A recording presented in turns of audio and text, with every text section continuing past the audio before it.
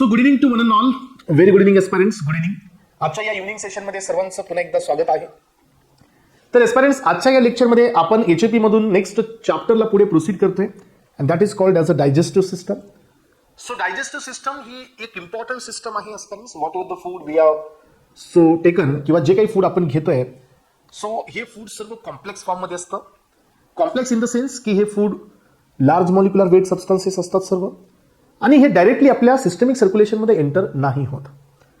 जर एखादा complex part हा आपल्या बॉडीमध्ये म्हणजे सिस्टमिक सर्क्युलेशनमध्ये ट्रान्सफर होणार असेल, then before it is getting transferred तो आधी सिंपल फॉर्ममध्ये कन्वर्ट झाला पाहिजे.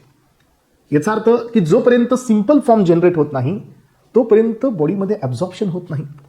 मग हे जे कॉम्प्लेक्स फॉर्मचं जे फॉर्म आहे यांना सिंपल फॉर्ममध्ये केलं जातं. This process is called as a catabolism, आणि या प्रोसेसलाच आपण नाव देत असतो डायजेशन. मग एस्पेरंट डायजेशन होण्यासाठी आपल्याकडे वेगळे एन्झाईम्स आहेत. स्टमकमध्ये वेगळं ज्यूस आहे, इंटेस्टिनल ज्यूस आहे, पॅनक्रियाटिक ज्यूस आहे. प्रत्येक ज्यूसचा वेगवेगळा pH आहे. त्यानंतर प्रत्येक ज्यूसमध्ये वेगळे एन्झाईम्स आहेत जे ह्या कॅटाबॉलिझम अँड एनाबॉलिझम प्रोसेसमध्ये इन्व्हॉल्व होतात. आणि actually this enzymes are collectively responsible for the digestion. Once the the enzyme is getting activated, then ते फूडला डायजेस्ट करतात, तोडतात, ब्रेक करतात. जे मेन कॉम्पोनंट्स असतात एस्पेरंट्स, ही बॉडी आपली सक करते. It means it is getting absorbed from the site of administration to the system circulation. आणि जे विदाउट जो आपल्याकडे रिमेन राहिलेला पार्ट असतो आफ्टर द ॲब्झॉर्प्शन, हा आपल्या बॉडीच्या कॅनलमधून एक्सक्रीट होत असतो in the form of the faeces. आणि याच कम्प्लीट प्रोसेसला आपण नाव देत असतो. So that is the digestion. मग आता तुम्हाला असं वाटत असेल की डायजेशन हे फक्त स्टमकमध्ये असतं. No, digestion will begin from the oral cavity. हे माउथ पासून बिगिन होतं. जसं की आपण मॅस्टिकेशन करतो, सो डेग्लुटेशन करतो, देन सो आपल्या बॉडीमध्ये इथं कॅटाबॉलिझम होतं डायजेशनमध्ये, त्यानंतर ॲब्झॉर्प्शन होतं, ॲसिमिलेशन होतं. जो अनॲब्झॉर्ब्ड पार्ट आहे तो बॉडीच्या बाहेर जातो, दॅट इज इजेशन होतं. असे खूप सारे प्रोसेसेस आहेत एस्पेरंट्स या सिस्टममध्ये. म्हणून आपल्याला ही सिस्टम खूप प्रॉपर पाहिजे. त्यानंतर आपल्याला हे पण पाहिजे की डायजेस्टिव्ह ट्रॅक कोणता आहे, डायजेस्टिव्ह सिस्टममध्ये कोणते कोणते कॉम्पोनंट्स आहेत, कोणते कोणते ऑर्गन्स इन्व्हॉल्ड आहेत, प्रत्येकाचा रोल. जसं की आपल्याकडे माउथ आहे, टंग आहे, टीथ आहेत, epiglottis, then oesophagus, then stomach, then intestine, then duodenum, jejunum, ileum, colon, anus. हे सगळे पॉईंट्स आपल्याला वन बाय वन या टॉपिकमध्ये क्लिअर करत जायचं एस्पेरंट्स.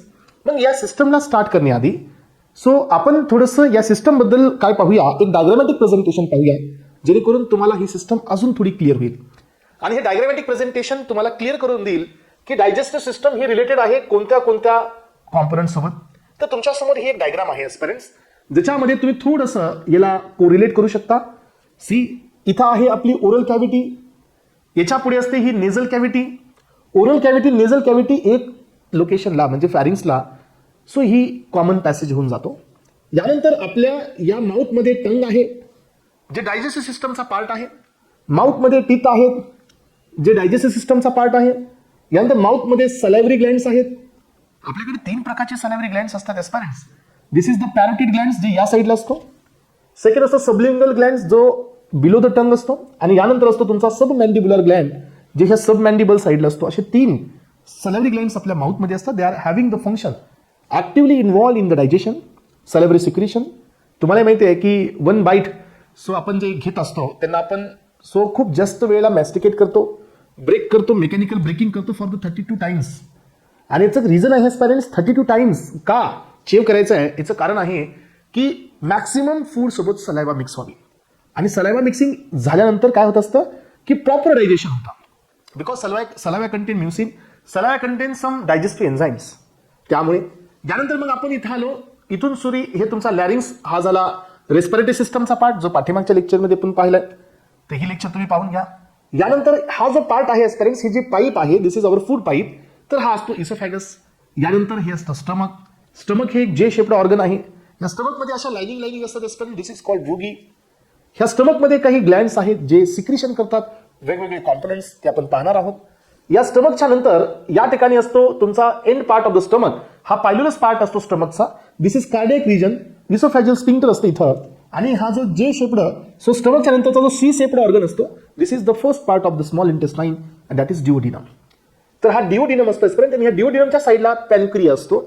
आणि हा पॅनक्रिया अटॅच असतो ह्या डिओडिनमला. आणि इथून तुमचं बाईल प्रोडक्शन होतं एस्पायरन्स. हे जे लाईनिंग दिसते तुम्हाला इथून वरती गेलेली, तर it is the gall bladder. हे गॉल ब्लॅडर आहे इथं, आणि जे बाईल सिक्रेट होतं लिव्हर मधून हे स्टोर होत असतं गॉल ब्लॅडर मध्ये, आणि गॉल ब्लॅडर मधून हे बाईल ओपन होऊन इथं येत असतं डिओडिनम मध्ये. त्यामुळेच लक्षात ठेवा, आतापर्यंत तुम्हाला माहिती असायला पाहिजे की स्टमकचा जो पीएच असतो तो ऍसिडिक असतो due to the 0.1 normal HCl, पण इंटेस्टाईनचा जो पीएच असतो तो बेसिक असतो due to secretion of the bile acid. आणि हे बाईल सिक्रेट होत असतं लिव्हर मधून, स्टोर होत असतो गॉल ब्लॅडर मध्ये, आणि इथून हे सिक्रेट होतं हे कॉमन डक्ट मध्ये, कॉमन डक्ट मधून इथं ओपन होतं. दिस इज स्पिंक्टर ऑफ ओडी. हे स्पिंक्टर ऑफ ओडी असते आजपर्यंत, जिथून हे बाईल एंटर करतं डिओडिनम मध्ये. मग डिओडिनमच्या पुढे गेल्यानंतर असतो जेजुनम. जेजुनमच्या नंतर असतो या ठिकाणी असतं एस्पेरंट तुमचा इलियम. इलियमच्या नंतर हे इथपर्यंत इलियम आहे एस्पेरंट्स. सो हा जो लार्ज पार्ट दिसतोय तुम्हाला, दिस इज कॉल्ड कोलॉन. तर हा एक असतो ascending colon, transfer colon, descending colon, आणि हा लास्ट पार्ट असतो दिस इज रेक्टम, आणि हा जो एक स्पिंक्टर असतो दिस इज कॉल्ड ॲज अ एनस. तर एस्पेरंट्स आपला जो गॅस्ट्रो इंटेस्टिनल ट्रॅक हा बिगिन होतो, तर हा ट्रॅक बिगिन होत असतो फ्रॉम द माउथ. तर हा ट्रॅक असतो अप टू द एनस, इथपर्यंतचा हा ट्रॅक असतो. आणि हे सर्वजण इन्व्हॉल्ड असतात एस्पेरंट्स डायजेशनच्या प्रोसेसमध्ये, आणि hence this entire system is called as a human digestive system. Okay aspirants, मला असं वाटतं की तुम्हाला समजतंय, आणि हे सगळे पॉईंट्स तुम्ही क्लिअर करून घ्यायलाच पाहिजेत. मग आता आपण चलूया आपल्या या नोट्सकडे. सिस्टमचं तुम्हाला एक छोटंसं इंट्रोडक्शन झालं. मग आता आपलं हे टार्गेट आहे की स्टमक मधून कोण सिक्रेट होतं, कोणते सेल्स असतात, इंटेस्टाईन मधून कोण सिक्रेट होतं, कोणते सेल्स, कोणते एन्झाईम्स असतात, पीएच काय असतो, गॉल ब्लॅडर, देन तिथं कोणाचं स्टोरेज असतं, पॅनक्रियाटिक. सो पॅनक्रियाटिक ज्यूस त्याच्यामध्ये कोणते एन्झाईम्स असतात, त्याचा काय पीएच असतो. आता याच्यामध्ये आपण चाललो इंडिव्हिज्युअल बीट्सकडे. याच्यामध्ये आपण काय घेतो आता, इंडिव्हिज्युअल पॉईंट्सकडे आपण चाललेले आहोत एस्पेरंट्स. आता हे पहा, digestive system is a network of organs. Digestive system हे एक ऑर्गनचं नेटवर्क आहे, including the gastro intestinal track, जसं तुम्हाला मी आत्ताच दिलं. एक तर हा जीएटी ट्रॅक आहेच आहे एस्पेरंट्स, त्यासोबतच याच्यासोबत काही दुसरे पण ऑर्गन्स आहेत, जसं की लिव्हर, जसं की स्प्लीन, जसं की गॉल ब्लॅडर, हे दुसरे, जसं की पॅनक्रियास.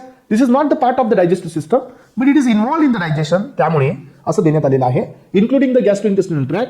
आणि याच्यामध्ये काही प्रोसेसेस आहेत एस्पेरंट, जशामध्ये फर्स्ट प्रोसेस आहे इंजेशन, सेकंड प्रोसेस आहे डायजेशन, थर्ड प्रोसेस आहे ऍब्झॉर्प्शन, फोर्थ प्रोसेस आहे ऍसिमिलेशन, आणि लास्ट प्रोसेस आहे इजेशन. इंजेशन म्हणजे काय, अपटेक करणे, घेणे. सो डायजेशन म्हणजे काय, त्यांना ब्रेक करणे. ऍब्झॉर्प्शन म्हणजे ट्रान्सफर करणे. ऍसिमिलेशन म्हणजे बॉडीमध्ये स्टोअर करणे, आणि इजेशन म्हणजे एस्पेरंट्स अनवॉन्टेड पार्ट बॉडीच्या बाहेर एक्सक्रीट आउट करणे. ह्या प्रोसेसला आपण नाव देतो डायजेस्टिव्ह सिस्टम. मग मी तुमच्या समोर काही डेफिनेशन्स पण दिल्यात, आणि तुम्हाला असं वाटत असेल की डेफिनेशन्स एक्झामला येत नाहीत, तर या डेफिनेशन एक्झामला येतात. हे सिंपल डेफिनेशन्स असतात एस्पेरंट्स, पण आपल्याला हे त्या टाइमला कन्फ्यूज करतात एक्झाममध्ये. दोन ऑप्शनमध्ये कन्फ्युजन होतं, आपल्याला ॲक्युरेट त्याची इन्फॉर्मेशन नसते. So digestion is defined as the process ज्याच्यामध्ये कॉम्प्लेक्स आणि नॉन डिफ्युजेबल म्हणजे काय, जे आपल्या ब्लडमध्ये डिफ्यूज होत नाहीत, आणि जे कॉम्प्लेक्स आहेत, नॉन ॲब्झॉर्बेबल आहेत, ज्यांचं ॲब्झॉर्प्शन होत नाही, फूड मटेरियलला आपण कन्वर्ट करतो सिंपल फॉर्ममध्ये, याला ब्रेक करतो, सिंपल फॉर्ममध्ये कन्वर्ट करतो. डिफ्युजेबल आणि ॲब्झॉर्बेबल यांच्यामध्ये आपण कन्वर्ट करतो. This is called as a absorption. Second definition आहे इंजेशन. इंजेशनचा मिनिंग असतो taking in the food. So food हे इंजेक्ट करणे म्हणजे मध्ये घेणे ओरल कॅव्हिटीने. यानंतर असतो propulsion. Yes aspirants, so this is the movement of the food from the alimentary canal, आणि यालाच आपण पेरिटाल्सिस असंही म्हणतो. तुम्हाला सर्वांना माहिती आहे की आपल्या या जे एलिमेंटरी कॅनल आहे, गॅस्ट्रोइंटेस्टिनल ट्रॅक आहे, याच्यामध्ये स्मूथ मसल्स आहेत. तर स्मूथ मसल्समध्ये आपल्या एक मुवमेंट असते aspirant, this is wave of contraction and the relaxation. यालाच आपण पेरिटाल्सिस मुवमेंट असं म्हणतो, जिथं कॉन्ट्रॅक्शन रिलॅक्सेशन होतं, आणि हे फूड पुढे पास होतं. So this is called as a peristalsis, और it is also called as a the propulsion. Yes, next आहे mastication. It is also called as a chewing. Mastication म्हणजे mechanical breaking by the teeth. It break the large particle into the smaller particles, increases the surface area. Surface area वाढतो, then particle size कमी होते फूडची, आणि जेवढा जास्त surface area असतो एस्पेरंट, तेवढी जास्त एन्झाईम्स त्या फूडवरती अटॅक करतात. सो चेव्ड फूड प्लस सलायवा यांना आपण बोलस असं म्हणतो. हा, बोलस इन द सेन्स तो एक गोळा असतो एस्पेरंट्स, ज्याच्यामध्ये फूड आहे प्लस सलायवा आहे. सो द बोलस सॉल्वड बाय द डिग्लुटेशन. आणि हे बोलस जे असतं, आपण तुम्हाला माहिती आहे की आपण ज्यावेळेला अशा प्रकारची मुवमेंट करतो, याचा अर्थ असा असतो की इपिग्लॉटिस हा आपल्या विंड पाईपला क्लोज आणि फूड पाईपला ओपन करतो, आणि जे फूड आहे हे फूड मध्ये पास होतं इसोफॅगसमध्ये, आणि दिस इज प्रोसेस ऑफ द डिग्लुटेशन. यानंतर जे नेक्स्ट प्रोसेस आहे ऍसिमिलेशन. ऍसिमिलेशनचा मिनिंग असतो एस्पेरंट्स की जे ॲब्झॉर्ब्ड फूड मटेरियल आहे हे रिच होतं टिश्यू पर्यंत, आणि it is a part of the protoplasm. म्हणजे काय, तो फूड त्याच्या सायटोप्लाझमचा पार्ट होऊन जातं, याला आपण म्हणतो ऍसिमिलेशन. यानंतर आहे egestion. Egestion in the sense की जो अनॲब्झॉर्ब्ड पार्ट आहे, जो वेस्ट मटेरियल आहे आपल्या बॉडीमध्ये, हे एक्सक्रीट होत असते in the form of the faeces in colon. It will reaches to the rectum आणि finally it is egested from the anus. So हे आहेत काही बेसिक डेफिनेशन जे तुमच्या आतापर्यंत होत्या. यानंतर आता पुढचा बीट आहे एस्पिरंट्स, तो आहे एलिमेंटरी कॅनल. म्हणजे काय? गॅस्ट्रोइंटेस्टिनल ट्रॅक्ट. टोटल गॅस्ट्रोइंटेस्टिनल ट्रॅक्ट प्लस काही ऑर्गन्स पण आपल्याला कव्हर अप करायचे. मग आता हा जो एलिमेंटरी कॅनल आहे, it consist the alimentary canal, this digest system consist the alimentary canal आणि काही ग्लँड्स पण आहेत आपल्याकडे डायजेस्टिव्हचे.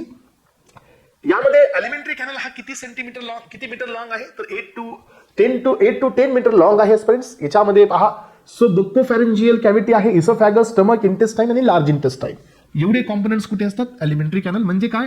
आपल्या digestive track, gastro intestinal track, जिथून आपली माउथची सुरुवात होते आणि जिथं एनस असतं तिथपर्यंतचा हा ट्रॅक असतो. मग याच्यामध्ये आपण पहिल्यांदा पाहतोय माउथ. सो एस्पिरंट्स, माउथ ही एक ओरल कॅव्हिटी आहे. ओरल म्हणजे ही पुढच्या साईडची, बक्कल म्हणजे साईडची. So in between the teeth and the cheek याच्यामध्ये जी कॅव्हिटी असते that is called buccal cavity, bounded by the fleshy lips. pH of the saliva that is 5.8 to 7.4 असतो. यानंतर पहा, आपल्याकडे टीथ पण आहेत एस्पिरंट्स. हे पॉइंट्स थोडे इम्पॉर्टंट आहेत. Buccal cavity of the adult so being represent 32 teeth. So human dentition is described as a thecodont, diphyodont and heterodont. याचा अर्थ काय असतो सांगा? यांचे या ठिकाणी काही डेफिनेशन्स आहेत. सो थिकोडंट म्हणजे काय असतं? थिकोडंट म्हणजे काय की जे आपले जे टीथ असतात हे ओपन नसतात एस्पिरंट्स, तर हे सॉकेटमध्ये असतात. हां, सो हे मॅन्डिबल बोनचं सॉकेट असतं, तिथं हे आपण इम्बेड केलेले असतात. That is called as a thecodont. हे आपल्या टीथच्या प्रॉपर्टीज आहेत, लक्षात घ्यावा. सेकंड असतो डायफायोडंट. म्हणजे काय की डायफायोडंट म्हणजे काय की आपल्या लाईफ स्पॅनमध्ये आपल्याला 2 वेळा टीथ येतात. एक असतात मिल्क टीथ आणि आफ्टर द मिल्क टीथ आपल्याला येतात अडल्ट टीथ, जे की नंतर येतात. त्यामुळे हे आहेत. So we get 2 sets of the teeth. आपल्याला 2 सेट मिळतात, म्हणून हा आहे डायफायोडंट. यानंतर असतो हिट्रोडंट. म्हणजे काय की आपल्याकडे जे टीथ आहेत ते सगळे सारखे नाही आहेत. तर तुम्हाला सर्वांना माहिती आहे की आपल्या समोरच्या बाजूला जे टीथ आहेत हे कार आहेत. सो कार आहेत ज्यांना आपण नाव देत असतो. Yes, what is this? This is incisor. हे समोरचे जे असतात हे इन्सिजर असतात फ्रेंड्स. तर याला फॉर्म्युला कसा असतो बघा. सो वरती 16 आणि खालती 16, म्हणजे अप्पर साईडला 16 आहेत, लोअर साईडला 16 आहेत. तर मधून एक तुम्हाला लाईनअप घ्यायचं आहे फ्रेंड्स, आणि जे अप्पर लोअर साईड आहे याला 2 भागामध्ये क्लासिफाय करायचे आहे. तर तुम्ही असं क्लासिफिकेशन केल्यानंतर तुमच्या लक्षात येईल की आपल्याकडे इथून जर क्लासिफिकेशन या साईडचं करत असाल आपण लोअरचं, तर पहिले 2 हे आपल्याकडे इन्सिजर आहेत. त्यानंतर 1 हा दात सुळा आहे. So this is called as a canine. त्याच्यानंतर 2 हे प्रीमोलार आहेत आणि त्याच्या पाठीमागचे जे 2 असतात, सो 2 पाठीमागचे 3 असतात, दॅट आर द मोलार. म्हणजे आपल्याकडे इन्सिजर हे 2 आहेत, कॅनिन हे आपल्याकडे 1 असतो, त्यानंतर प्रीमोलार अँड द मोलार. मग आपल्याकडे हे दिले पहा हाफ ऑफ द जॉ मध्ये. So 2 incisor, 1 Canin and 2 प्रीमोलार्स and 3 molars असतात. म्हणून हा जो फॉर्म्युला असतो आपल्या ह्युमन बॉडीमध्ये जो टीथचा फॉर्म्युला असतो आजपर्यंत तो असतो 2 1 2 3 अपॉन 2 1 2 3. याचं कारण मी तुम्हाला सांगितलं आणि हा पॉईंट एक्झामला येतो पण. यानंतर पहा, या टीथचे काही पार्ट आहेत, याच्यामध्ये इनामेल आहे. तर एस्पिरंट्स, हा आपल्या बॉडीमधला हार्डेस्ट सबस्टन्स आहे. हे सगळ्यात जास्त टफ पार्ट असतो, लक्षात ठेवा. Crown is covered by the hardest substance of the body that is called as a enamel. So basic shape जो असतो हे derive from the dentin. Calcified connective tissues याच्यामध्ये असतात एस्पिरंट्स. यानंतर येलो कलरची कॅव्हिटी असते इनामेलच्या खाली. सो त्याला आपण नाव देतो द पल्प कॅव्हिटी. जे टीथच्या खाली राऊंड असतो बघा इंटरनल साईडला yellow colour, that is the pulp cavity. Pulp कॅव्हिटीमध्ये नर्व्हज असतात आणि ब्लड वेसल्स असतात. इनामेल हा त्याच्या वरचा भाग असतो क्राऊनवाला. त्याच्यामध्ये जे डीप कॅव्हिटी असते that is our pulp cavity, ज्याच्यामध्ये ब्लड वेसल आणि नर्व्ह असतात, लक्षात घ्या एस्पिरंट्स. सो हे पल्प कॅव्हिटी खाली एक्सटेंड होते रूटमध्ये and they will form the root canal. So pulp cavity ही एक्सटेंड होते खाली आणि एक्सटेंड करून ते फॉर्म करतात रूट कॅनल. यानंतर आपल्याकडे जे ऑर्गन आहे दॅट इज द टंग आहे. सो हे एक मस्क्युलर ऑर्गन आहे एस्पिरंट्स. याच्यामध्ये पॅपिली सेल्स असतात सेन्सेशन करण्यासाठी. ओके, सो या टंग एक न्यूमरस मस्क्युलर आहे ज्याच्यामध्ये पॅपिली सेल्स असतात. याच्यामध्ये आपल्या बॉडीमध्ये सॅलरी ग्लँड बी आहेत. सॅलरी ग्लँड सिम्पॅथॅटिक सिस्टम जी आपल्या बॉडीमध्ये असते ती सॅलरी सिक्रेशन कमी करते. पॅरासिम्पॅथॅटिक सिस्टम असते जी सॅलरी सिक्रेशन वाढवते, इन्क्रीज करते. हे पहा, parasympathetic stimulation increases the salivary secretion, whereas sympathetic stimulation decreases the salivary secretion. यांच्याकडे आपल्या बॉडीमध्ये 3 ग्लँड आहेत. पॅरोटिड म्हणजे हा इथल्या साईडला असतो, सबमॅन्डिबल म्हणजे हा मॅन्डिबुलर बोन पाशी असतो आणि सबलिंग्युअल हा बिलो द टंग असतो. हे 3 ग्लँड्स आपल्या ह्युमन बॉडीमध्ये असतात. सलायवामध्ये 99.5% वॉटर आहे. 99.5% वॉटर आहे. 0.5% या सलायवामध्ये सोल्युट्स आहेत. Sodium, potassium, chloride, bicarbonate, phosphates हे सर्व याच्यामध्ये असतात. Urea, uric acid, mucus, immunoglobin A. Yes, so ही एक महत्वाचा पॉईंट आहे. लायसोझाईम हा एक महत्वाचा बीट आहे सलायवामध्ये. IgA, लायसोझाईम आणि अमायलेज. अमायलेज हा स्टार्चला ब्रेक करणारा एक एन्झाईम असतो. लायसोझाईम हा बॅक्टेरियाला डिस्ट्रॉय करणारा एन्झाईम असतो. तर हे कॉम्पोनंट्स कुठे असतात? सलायवामध्ये. यानंतर पहा एस्पिरंट्स, पुढचा पार्ट आहे फॅरिंग्स. फॅरिंग्स हे पाठीमागच्या क्लासमध्ये पण आपण पाहिलं. तर हे कॉमन पॅसेज असतो फूड आणि विंडसाठी. So guarded by the cartilaginous flap that is called as epiglottis. Epiglottis closes during the swallowing. हे पहा, इपिग्लॉटिस हे क्लोज केले जातात कुणाला? सो ज्यावेळेला आपण सॉलोविंग करतो त्याला इपिग्लॉटिस विंड पाईपला क्लोज करतो आणि फूड पाईपला ओपन करतो. That will prevent the entry of the food in to the trachea. आणि ट्रकियामध्ये फूड जाण्यापासून थांबवतं. तुम्हाला माहिती आहे की आपण ज्यावेळेला एखाद्याला बोलत असतो आणि आपण ज्यावेळेला बोलत असताना जर आपण समजा फूडला इनटेक करत असतो तर त्यावेळेला समटाईम काही पार्टिकल हे आपल्या ट्रकियामध्ये जातात आणि immediately will get the reflux आणि आपल्याला ठसका लागतो. जोपर्यंत ते फूड पार्टिकल बाहेर येणार नाही तोपर्यंत आपण थांबत नसतो. लक्षात ठेवा, आपली बॉडीज त्याला एक्सेप्ट नाही करत. त्यामुळे इपिग्लॉटिस हे आपल्यासाठी डिफेन्स मेकॅनिझम आहे which will prevent the entry of the food in to the trachea. ट्रकियामध्ये फूड नाही जाऊ देत. यानंतर इसोफॅगस आहे, थिन मस्क्युलर ट्यूब आहे बिहाइंड द ट्रकिया आणि हे आपलं एक फूड पाईप असतो आणि यांच्यामध्ये कॉन्ट्रॅक्शन रिलॅक्सेशन होतं. इथूनच फूड पास होत असतं. दिस इज कॉल्ड एज अ पेरिटाल्सिस. पेरिटाल्सिस मुवमेंटचा वापर करून इथं कॉन्ट्रॅक्शन रिलॅक्सेशन होत, हे फूड पास होत असतं. आता महत्वाचा ऑर्गन आहे आजपर्यंत, that is called as a stomach. Stomach हा एक जे शेप्ड ऑर्गन आहे. स्टमक हा एक जे शेप्ड ऑर्गन आहे आजपर्यंत. अराउंड 25 to 30 सेंटीमीटरची लेंथ आहे. So physical digestion happens by the churning of the food. मग ही चर्निंग प्रोसेस होत असते पहा. सो हे चर्निंग प्रोसेस स्टमकमध्ये होते आणि ही चर्निंग प्रोसेस हेल्प करते for the digestion. And so the thick muscular wall of the stomach help in the churning process. Stomach हे जे काही फूड आहे so thrown in to the irregular folds that is the rugae. आणि स्टमकच्या मध्ये असे irregular काही folds असतात. सो त्याच्यामुळे याचा सरफेस एरिया वाढतो aspirants, that is called as a rugae. या स्टमकमध्ये म्युकस सेल आहेत, स्टमकमध्ये चीफ सेल आहेत, स्टमकमध्ये पेप्टिक सेल आहेत, स्टमकमध्ये झायमोजन्स आहेत, स्टमकमध्ये पेप्टिक सेल आहेत. म्हणजे एवढे सगळे नावं याला आहेत. स्टमकमध्ये पॅरेटल सेल आहेत, स्टमकमध्ये ऑक्झेंटिक सेल बी आहेत, स्टमकमध्ये जी सेल बी आहेत. म्हणजे हे आहेत मेन पोर्शन ह्या स्टमक मधला जो की एक्झामला येतो. तर लक्षात घ्या स्टुडंट्स की स्टमकमध्ये म्युकस सेल जे सिक्रेट करतात म्युकस. आणि म्युकस म्हणजे म्युसिन जे असतं हे स्टमकमध्ये आपल्या कशासाठी सिक्रेट होतं माहिती आहे? हे स्टमकमध्ये आपल्या जे इनर म्युकोज असते ह्या म्युकोजाला प्रोटेक्शन देतं HCl पासून. याचा अर्थ हे म्युकस आपल्या बॉडीचा डिफेन्स आहे. आपल्या स्टमकमध्ये जे ऍसिड आहे ह्या ऍसिडमुळे जी आपली म्युकस असते सगळ्यात मधली लेअर, सगळ्यात मधली म्हणजे सगळ्यात डायरेक्ट HClच्या कॉन्टॅक्टमध्ये त्या लेअरला प्रोटेक्शन देतं. येस, सो म्युकस हे जे आहे हे प्रोटेक्ट करतं inner lining of the stomach from the HCl. HCl हे कुठून येतं? हे पॅरेटल सेल्स असतात जे HCl ला सिक्रेट करतात, ह्याच्यापासून प्रोटेक्शन मिळतं. यानंतर peptic cell, chief cell of the zymogen cells हे कोण असतात? Chief cell secrete pepsinogen, prorennin and the gastric lipase. तर हे एन्झाईमचं सिक्रेशन्स करतात. हे एन्झाईम्स डायजेशनसाठी इम्पॉर्टंट आहेत, ते एन्झाईम इथं सिक्रेट करतात. पॅरेटल सेल और oxyntic cell, yes this is very very very important. हे पॅरेटल सेल आणि ऑक्झेंटिक सेल जे हे सिक्रेट करतात HCl and the castle intrinsic factor. हा कॅस्टल इंट्रेन्सिक फॅक्टर एक्झामला आलेला आहे आजपर्यंत. It is responsible for the vitamin B12 absorption. Yes. So हे पहा, it secretes the HCl and the castle intrinsic factor which is responsible for the vitamin B12 absorption and G cells secrete the hormone that is gastrin. तर लक्षात ठेवा students, gastrin हा जो hormone असतो हा HCl production मध्ये involve असतो. So म्युसिन हा जो आहे, म्युसिन जे कॉम्पोनंट आहे हे HClचा जो ऍक्शन आहे तो इनहिबिट करतो किंवा आपल्या लाइनिंगला डिफेन्स देतो. गॅस्ट्रिन हा HClचं प्रोडक्शन वाढवतो. म्हणजे ज्याच्यामध्ये पेप्टिक अल्सर झालेला आहे त्यांच्यासाठी गॅस्ट्रिन हा डेंजरस असतो. यानंतर पहा आपल्याकडे नेक्स्ट आहे स्मॉल इंटेस्टाईन. तुम्हाला असा क्वेश्चन जर येत असेल एस्पिरंट्स की आपल्या गॅस्ट्रो इंटेस्टिनल ट्रॅकमध्ये मॅक्सिमम ड्रग हा कुठून ऍब्झॉर्ब होतो, तर तो स्मॉल इंटेस्टाईन मधून होतो. Just because of the larger surface area. नावाकडे जाऊ नका, याच्या नाव जरी याचं स्मॉल असेल तरी याचा सरफेस एरिया खूप लार्ज असतो. Because it contain villi and the microvilli. हे फोल्ड असतात स्पाइन, ज्याच्यामुळे स्मॉल इंटेस्टाईनचा सरफेस एरिया खूप ग्रेटर असतो. याचा पीएच पण बेसिककडे असतो students. Basic drug is more liable to absorb from the intestine आणि ॲसिडिक ड्रग हे मोर लायबल असतात to absorb from the stomach due to the unioniser state. त्याच्यामुळे मग आता आपण हे पाहतोय की इन ह्युमन 6 मीटरचा हा काय असतो, स्मॉल इंटेस्टाईन असतो. 2.5 सेंटीमीटर हा ब्रॉड आहे. So surface area of the small intestine large because greatly increase by permanent circular folds that is villi and the microvilli. त्याच्यामुळे याचा सरफेस एरिया जास्त असतो एस्पिरंट्स. आणि जेवढा सरफेस एरिया जास्त असतो तेवढं इथं ॲब्झॉर्प्शन पण जास्त असतं. यानंतर पहा की आपल्या इंटेस्टाईनमध्ये कोणते कोणते पार्ट्स आहेत. पहिलाच पार्ट आहे ड्युओडिनम, सेकंड आहे जेजुनम, तिसरा आहे इलियम, हा थर्ड आहे, हा फर्स्ट, हा सेकंड आहे एस्पिरंट्स. सो यानंतर यांच्यामध्ये इंटेस्टिनल हॉर्मोन्स हा, जसं स्टमकमध्ये काही हॉर्मोन्स होते तसं इंटेस्टाईनमध्ये पण काही हॉर्मोन्स सिक्रेट होत असतात. स्टमकमध्ये पण काही सेल्स होते, तसेच एस्पेरेंट्स इंटेस्टाईनमध्ये पण काही सेल्स असतात.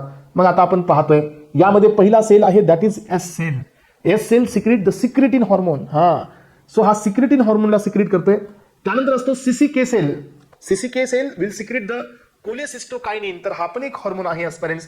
दिस are the local hormones. Secretin हा पण एक हॉर्मोनच आहे आणि हे लोकल हॉर्मोन्स आहेत एस्पेरेंट्स आणि यांचा रोल असतो ऍसिडचं प्रोडक्शन इन्हान्स करणे. कोलेसिस्टोकायनिनचा रोल असतो ऍसिडचं प्रोडक्शन इन्हान्स करणे. सिक्रेटिनचा रोल असतो ऍसिडचं प्रोडक्शन इन्हान्स करणे.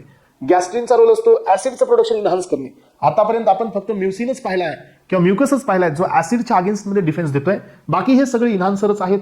यानंतर असतो के सेल. तर aspirants K cell secretes the glucose dependent insulinotropic peptides that is GIP. GIP is nothing but the gastro intestinal peptide. हा, लक्षात ठेवा. तर हे पेप्टाइड्स असतात एस्पेरेंट्स, यांचा रोल असतो आपल्या बॉडीमध्ये. तुम्हाला माहिती आहे की बीटा सेलवरती ज्यावेळेला मी तुम्हाला हे टॉपिक शिकवण्यासाठी जाईल ओरल हायपोग्लायसेमिक आणि इन्सुलिनच्या मध्ये, तर तुम्हाला माहिती असू द्या की आपल्या बीटा पॅनक्रियाटिक सेलवरती इन्क्रिटिनचे रिसेप्टर्स असतात. तर हे GLP आणि GIP हे जे दोन इंटेस्टिनल हॉर्मोन्स आहेत हे इन्क्रिटिंग रिसेप्टरवरती काम करतात आणि इन्सुलिनला रिलीज करतात. So this are the insulin stimulators. म्हणजे हे GIP so gastro intestinal peptides आणि GLP एक असतो तुमचा सो ग्लुकॅगॉन लाईक पेप्टाइड्स असतात. हे अशा पद्धतीने हे ती दोन जर असतात ज्यांचं काम असतं इन्सुलिनला प्रोड्यूस करणं, म्हणजे इन्सुलिनला बीटा सेल पासून सिक्रेट करणं, हा यांचा रोल असतो. GIP inhibit gastric secretion. हा, इन्सुलिनचं प्रोडक्शन वाढवतात हे, पण हे गॅस्ट्रिनचं सिक्रेशन कमी करतात एस्पेरेंट्स. यानंतर आपल्याकडे आहे इंटेस्टिनल ज्यूस. इंटेस्टिनल ज्यूस म्हणजे इंटेस्टाईनमध्ये जे फ्लुइड आहे सो त्या फ्लुइडला आपण नाव दिलं intestinal juice. So intestinal juice हे बेसिक आहे pH 8 आहे आणि pH 8 कशामुळे असतो? Just because of bile acid.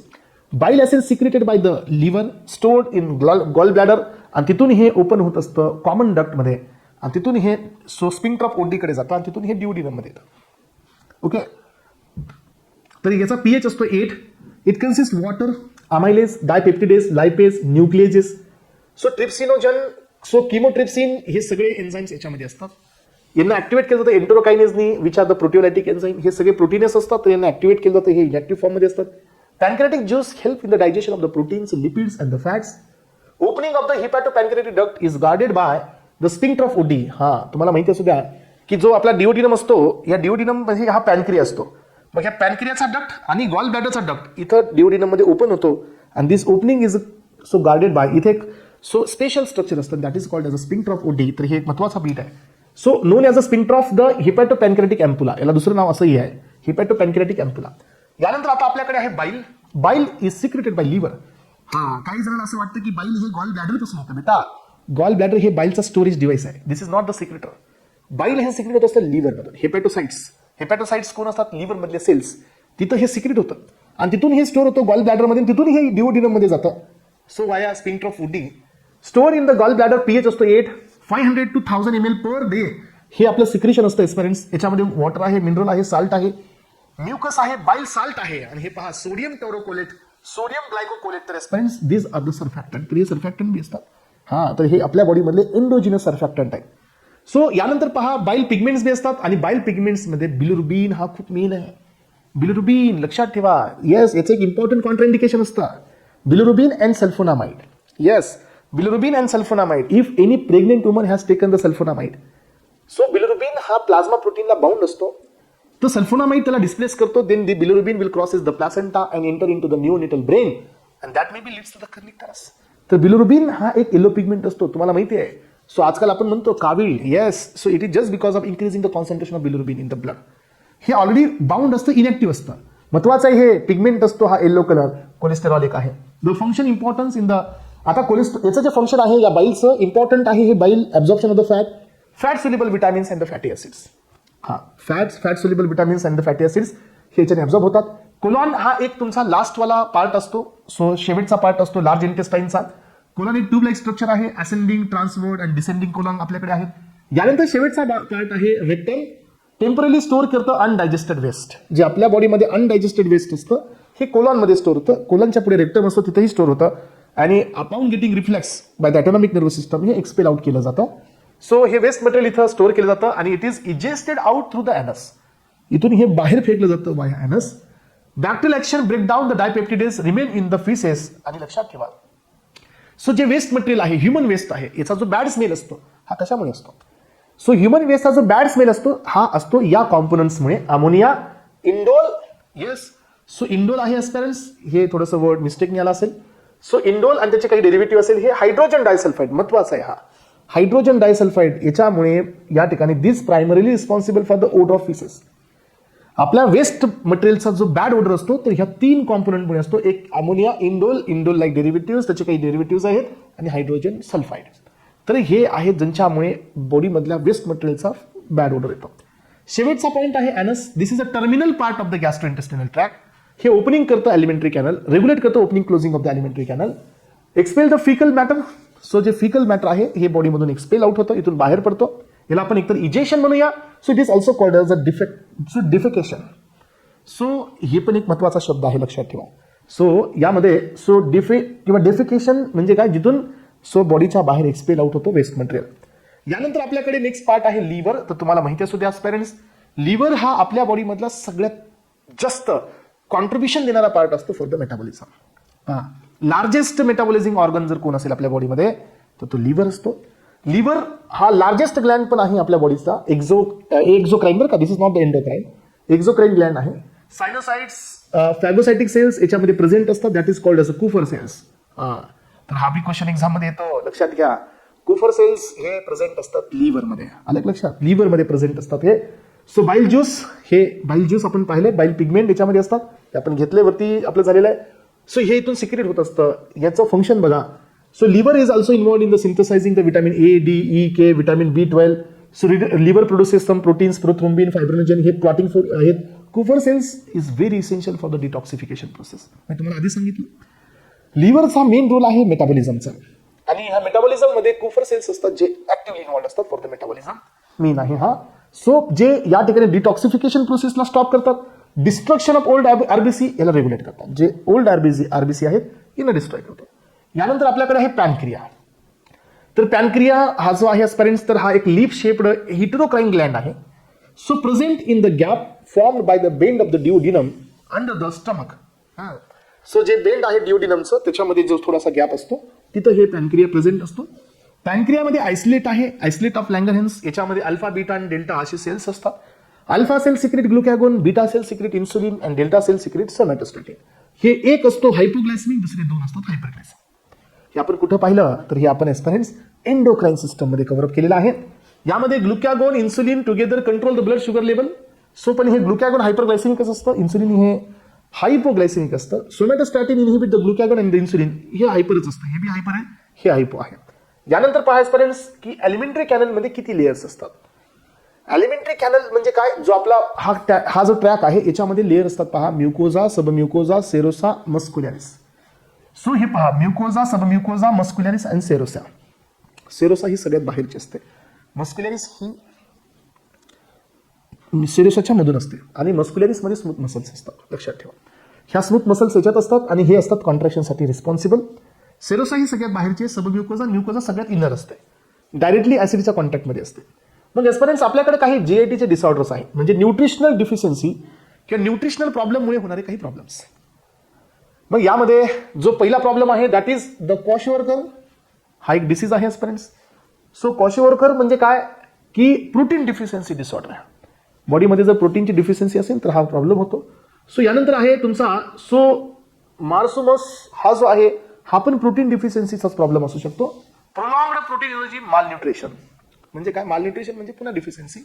इन्फंट्समध्ये under 1 year यांच्यामध्ये प्रोटीनचं एनर्जी नसतेच, हे प्रोटीनची अवेलेबिलिटी नसते.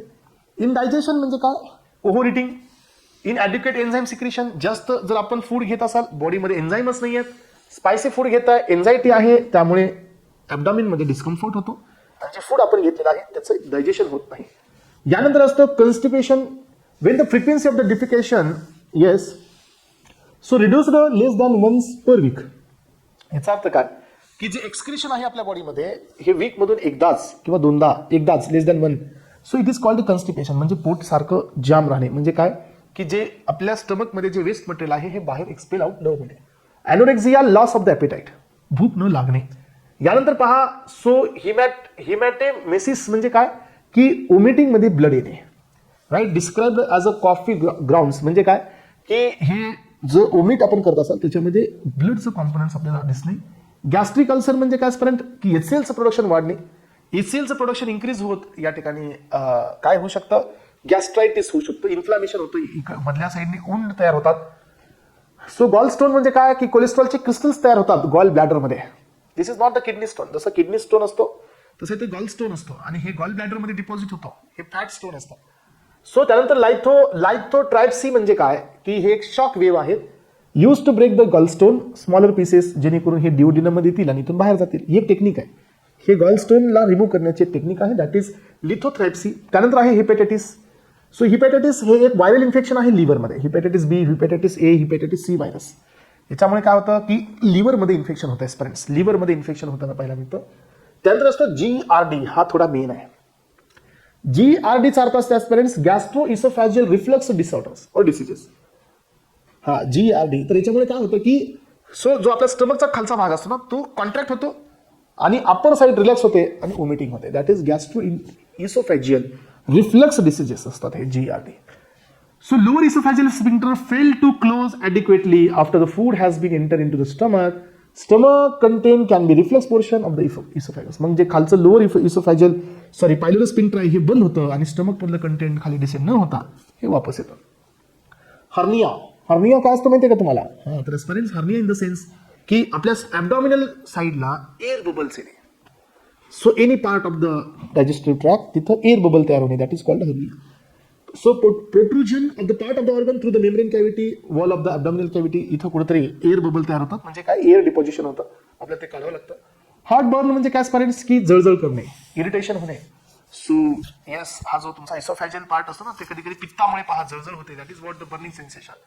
Dysphagia, difficulty in the swallowing होत असताना प्रॉब्लेम आहे. Nausea, feeling of the sickness म्हणजे काय की मळमळ होणे है ना. सो सिकनेस, मळमळ होणे. सो मेलेना म्हणजे काय की passing blood in the faces म्हणजे स्टूल मधून ब्लड पास होणे. सो पायलोरिक स्टेनोसिस म्हणजे काय की पायलोरस हे कुठे असतं माहितीये का? पायलोरस हा बघा आता काही जणाला पायलोरस म्हणल्यानंतर आपण वेगळ्या ऑर्गनकडे जातो, पण स्टमकचा जो शेवटचा भाग असतो ना तो पायलोरस असतो, लक्षात ठेवा. तिथं एक स्पिंक्टर असतं, पायलोरस स्पिंक्टर. स्टेनोसिस म्हणजे ते स्पिंक्टर हार्ड होतात, हार्ड झाल्यामुळे ते क्लोज होत नाही प्रॉपर. हे पहा. So narrowing the opening. Sir एक मिनिट, म्हणजे हार्ड होतं याचा अर्थ की फ्लेक्झिबिलिटी लॉस होते त्याची, त्यामुळे ते स्पिंक्टर नॅरो राहतं, फुल ओपन होत नाही. आणि ते न झाल्यामुळे काय होतं की GIT म्हणजे जे स्टमक मध्ये कंटेंट आहे तो खाली इंटेस्टाइन मध्ये नाही जात. Narrowing the opening of the pylorus sphincter emptying the stomach is impaired म्हणजे काय की जे स्टमक मध्ये जे कॉम्पोनंट आहेत हे खाली इंटेस्टाइन मध्ये पास होत नाही. याला नाव द्यायचं पायलोरिस किंवा पायलोरिक स्टेनोसिस. पॅरालायटिक इलियस म्हणजे काय? So contraction of smooth muscle of the intestine आणि याच्यामुळे काय होतं स्टॉप होते पेरिटाल्सिस. म्हणजे काय जे आपल्या इंटेस्टाइन मध्ये जे पेरिटाल्सिस व्हायची आहे, जे इलियम आहे जो कॉन्ट्रॅक्ट व्हायचा आहे आणि खाली पास व्हायचं वेस्ट मटेरियल कोलनमध्ये ते होत नाही. हा दॅट इज कॉल्ड पॅरालायटिक. पॅरालायटिक म्हणजे काय स्टॉप होणे, पॅरालिसिस होणे म्हणजे थांबणे, कॉन्ट्रॅक्शन न होणे इंटेस्टाइनचं. त्यामुळे ते जे काही कॉम्पोनंट्स आहेत हे कोलनमध्ये नाही जात. Lactose intolerance, inability to digest the lactose. एखाद्याच्या बॉडीमध्ये लॅक्टोज पचन न होणे because of the deficiency of the enzyme that is lactase. Jaundice म्हणजे yellow colouration of the skin due to bilirubin. हा हे थोडा मेन आहे. यानंतर आहे IBD. IBD काय असतो सांगा? Intestinal bowel disease. Intestinal bowel disease असतो हा IBD. Disease of the entire GIT person react to trace by developing the symptoms such as the cramping in the abdominal, pain associated with the altering the pattern of diarrhea and the constipation. हे inflammatory intestinal bowel diseases आहेत स्पर्यंट्स. abdominal cramp in constipation होणं, so ज्याच्यामध्ये so ना omitting होते ना defection होतं. So याचा अर्थ काय की सो कन्स्टिपेशन होतं, that is called as intestinal bowel diseases.